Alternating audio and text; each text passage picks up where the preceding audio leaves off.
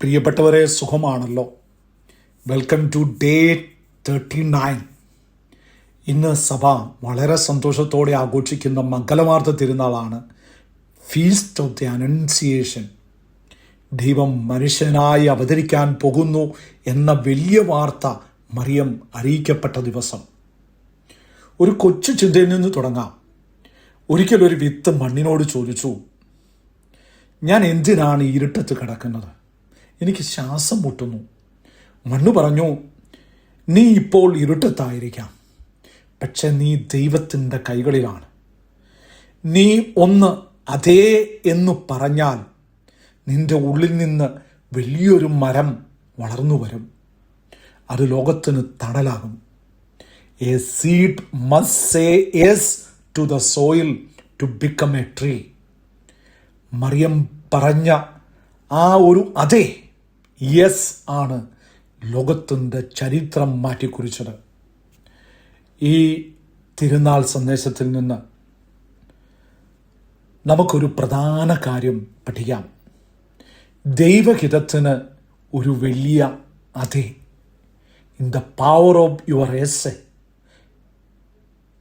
Gabriel ദൂതൻ വന്നപ്പം മറിയം ഭയപ്പെട്ടു. അവൾക്ക് സംശയങ്ങളുണ്ടായിരുന്നു. പക്ഷെ ദൈവം കൂടെയുണ്ടെന്നുള്ള ഉറപ്പ് കിട്ടിയപ്പോൾ അവൾ പറഞ്ഞു, ഇതാ കർത്താവിൻ്റെ ദാസി, നിന്റെ വാക്ക് എന്നിൽ നിറവേറട്ടെ. Behold, I am the servant of the Lord, let it be done to me according to your word. മറിയത്തിൻ്റെ ആ എളിമയും അനുസരണവുമാണ് ദൈവത്തെ ഭൂമിയിലേക്ക് കൊണ്ടുവന്നത്. നമ്മുടെ ജീവിതത്തിലും പലപ്പോഴും ദൈവം ചില പദ്ധതികൾ വയ്ക്കാറുണ്ട്. ചിലപ്പോൾ അത് കഷ്ടപ്പാടുകളാകാം, അല്ലെങ്കിൽ നമുക്ക് മനസ്സിലാകാത്ത വഴികളാകാം. അപ്പോഴൊക്കെ പരാതി പറയുന്നതിന് പകരം മറിയത്തെ പോലെ ഒന്ന് പറയാമോ? ദൈവമേ, അങ്ങയുടെ ഇഷ്ടം നിറവേറട്ടെ. Let your will be done. നമ്മുടെ പ്ലാനുകളെക്കാൾ മനോഹരമാണ് ദൈവത്തിൻ്റെ പ്ലാനുകൾ. ഇന്ന് നമുക്ക് ചുറ്റുമുള്ളവരോട് സ്നേഹത്തോടെ പെരുമാറാൻ ഒരു അതേ പറയാം. ദൈവത്തിന് നമ്മിലൂടെ അത്ഭുതങ്ങൾ പ്രവർത്തിക്കാൻ നമ്മുടെ സമ്മതം മാത്രം മതി.